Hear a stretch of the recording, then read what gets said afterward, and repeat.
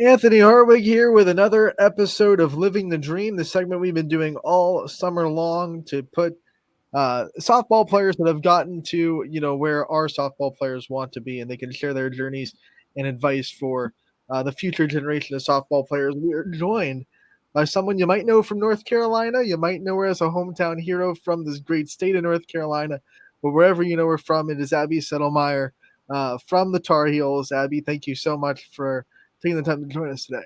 Of course, I'm excited to be here. Now, no pressure, but you're the first Tar Heel we've had. We've had a couple of Dukies on, so you got to represent for the rivalry. Oh gosh.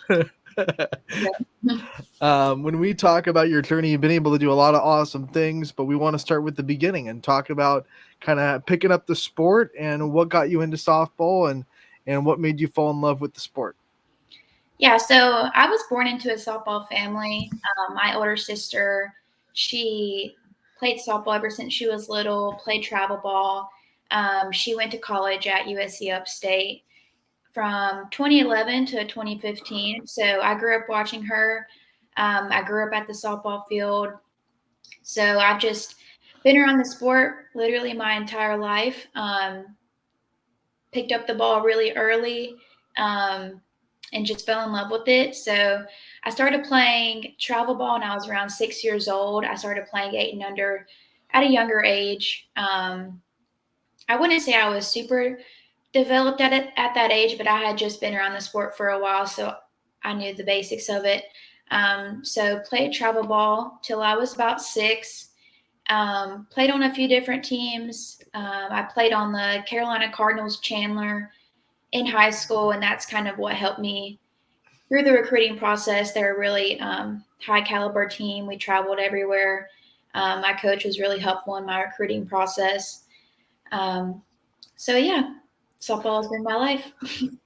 When you talk about your recruiting process, I know everyone is different, and you were a part of a generation that could recruit very early, so yours is even different than it is now.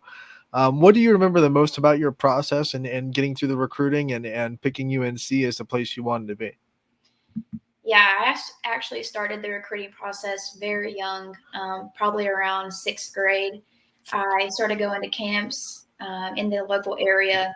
I started really small. Like I would go to some Division II schools. I went to my sister's school, obviously, for a lot of camps. Um, and honestly didn't think that UNC was an option for me.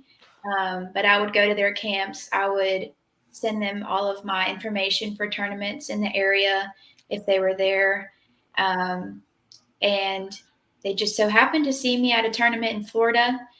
They liked what they saw. I went on a visit the summer before my freshman year of high school, and I committed right away.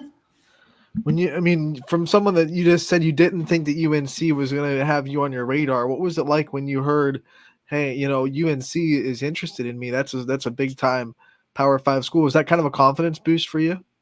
Oh yeah, it was. I was like, oh my gosh, I was like shocked honestly because I had had interest from other Division I schools, but nothing from an ACC or Power Five team. So the fact that they were interested in me and wanted me to come for a visit, I was beyond excited. Obviously, growing up in North Carolina, you grow up as a UNC fan, so my family's been Tar Heels since I can remember. We watched all the basketball games, all the football games growing up. So the fact that they were interested in me was honestly a dream come true. So So it was a Tar Heel family even before you went there, right? So you guys loved the Tar Heels, that Tar Heel blue. So mhm. from a family perspective, what was the reaction when you committed to UNC and they knew that they were going to be able to reinforce that fanhood? Mhm. My dad was so excited. My dad's like the biggest UNC fan I know. Like he has tattoos and everything, so he's like born bred dead, honestly. So he was just beyond excited. I'm pretty sure he cried when I committed. So it was just a very special moment to share with my family. They were very proud of me. They supported every decision I made, and it was nice to be closer to home. So UNC is about 2.5 hours from Hickory, where I'm from. So it was nice to be able to go somewhere closer to home where I really felt like I belonged where my family could also come and watch me if they wanted to. So. All right, so when you talk about the rest of your career before you get into college, I mean, you're the Gatorade Player of the Year in North Carolina in 2018. Um, what talk about staying driven throughout the rest of your career once you committed between that time and stepping foot on UNC's campus, and what it took to keep yourself motivated even though the recruiting process was done and you knew where you were going. Right. So my parents were very, I wouldn't say pushy by any means, but they definitely held me to a higher standard when it came to softball and making sure I was staying in shape, working on my skills.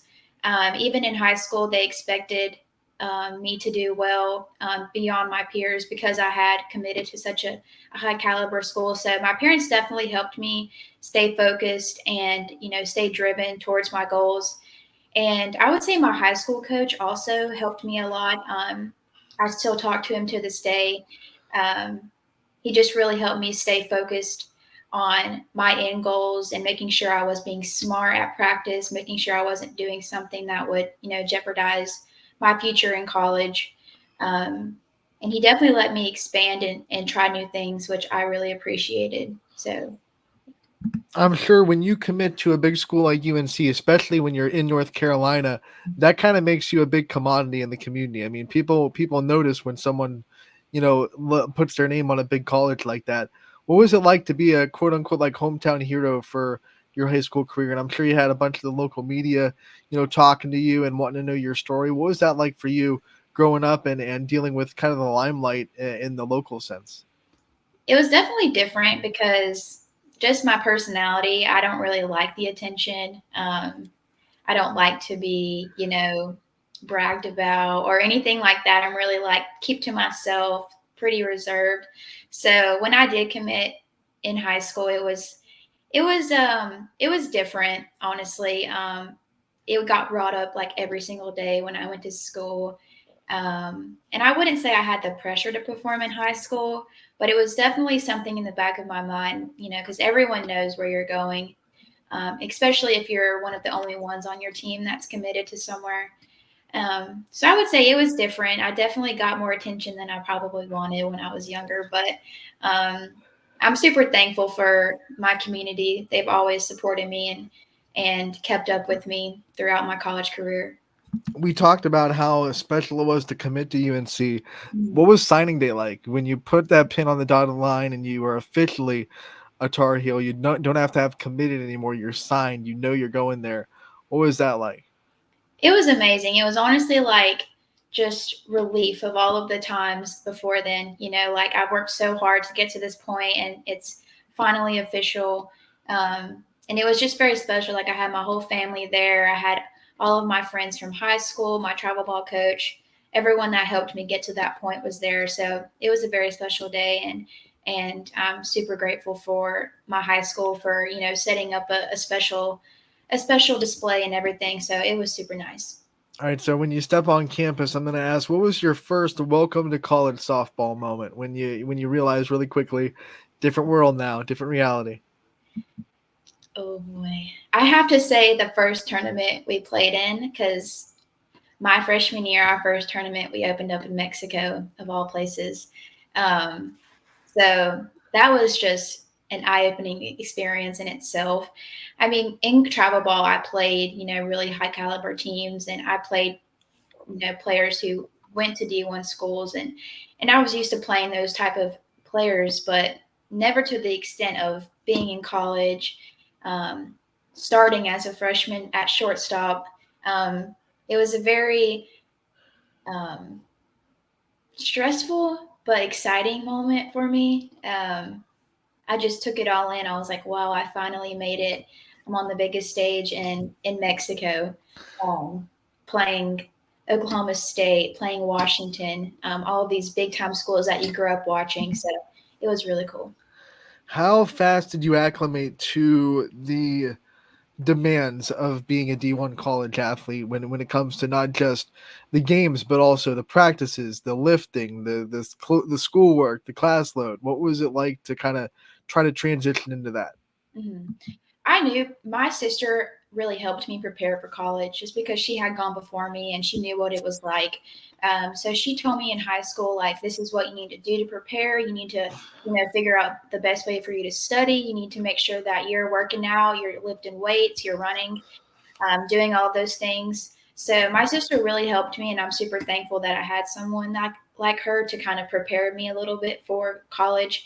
But I would say it did take a while. I would say at first, through the fall of the first year, um, was an adjustment for sure. Just the time management aspect of it, going to class, making sure you're doing all of your work for that, while also, doing extra work outside of practice for softball.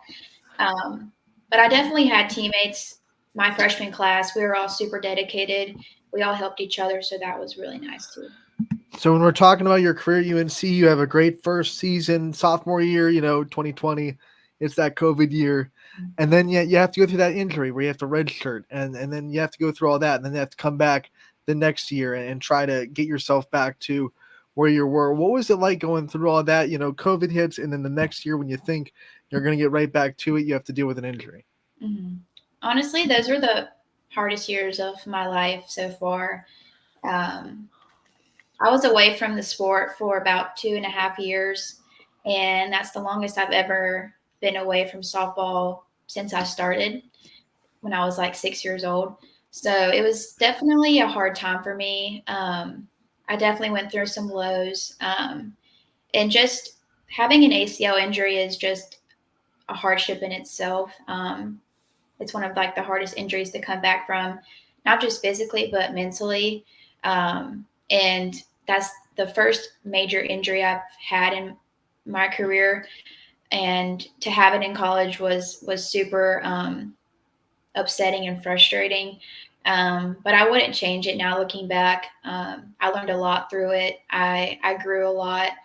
Um, and I also just became a better player overall. Just seeing the game from the other side for that long period of time really helped me like understand different aspects of it that I didn't really think about before. So it was hard, but I'm grateful for the experience. A lot of people would have taken that, there were weaker minds would have been like, what, COVID plus injury, that's time, that's the doors open for me to leave the sport, whatever. What got you through it? Well, like, what kept you driven? What kept you motivated to come back on the other end of that tunnel? I would just say my internal passion and desire. Um, I've always wanted to play softball in college, and I knew that that wasn't the end for me. I knew that that wasn't how I wanted to end my story, in my career. So I always had that inner passion to just reach my goals that I had set for myself going into college.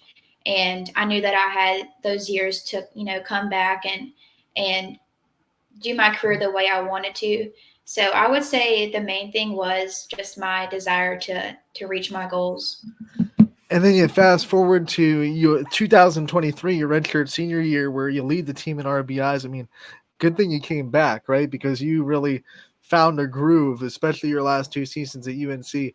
How rewarding was 2023 and 24, your graduate year, knowing how much you had went through in those 2 years? It was amazing. It was like all of those hardships that I went through the years before were worth it at the end of the day. Like all of those times where I wanted to give up, I wanted to quit, um, and my decision to keep pushing forward, keep doing all those hard things was really just paid off in the end. And I'm just super grateful for my coaching staff at the time. They were super supportive. They knew everything I had gone through, so they were always there for me, picking me up. And we had a new coaching staff that year. We had Coach Fale from Oklahoma who came on staff that year. And I really give a lot of credit to her for, helping me grow back my confidence after being away from the game for 2.5 years or so. You kind of lose your confidence some, and she really helped me build that back up. And I think that's the main reason I was so successful. I know a lot of players, once they graduate and they're done with the sport, they struggle with what to do next because the sport has been their life for so long. How much did those 2.5 years away from the sport help you find an identity outside of softball and help it easier to deal with life after softball? Yeah, for sure. That was probably one of the hardest things for me was, softball had been my life for so long, and I identified myself as a softball player. So, finding something outside of the game was one of my bigger challenges. But I found my interest in other things. I read books. I read a lot of books during that time. Um, I got into my faith more. Um, so just those type of things, like realizing that softball isn't everything. There's more to life than softball, and that's not all who I am. So I think that's kind of what helped me transition out of the sport more, knowing that there's more to life than softball. And yeah, I feel like that kind of helped me kind of transition into the real world a little bit better. Real world. Yeah. It's a scary world out there. What ways are you keeping softball as a part of your life, though? We know that it can't just be a clean cut. We know that you're going to keep the game, keep impacting the sport. What ways are you going to try to keep, softball in your life?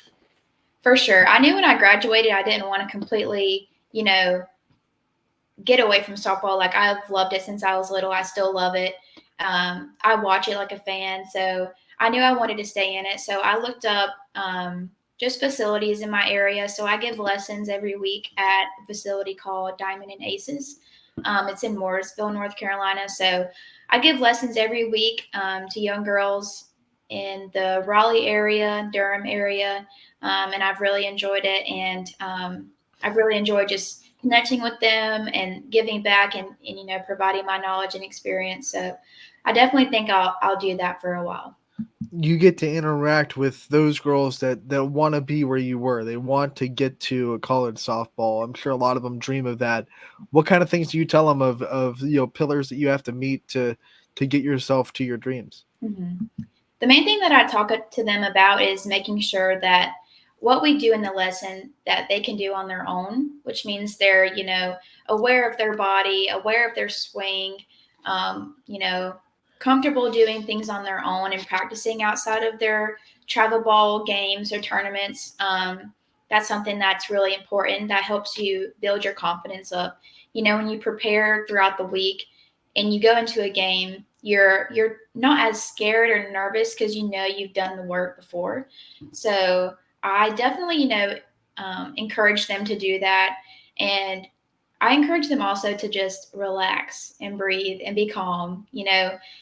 Working with me, they get really nervous. They get super tense because they want to do well in front of me, and but I always just encourage them to relax and be calm. Like I'm here to help them. And I think that helps them at the end of the day.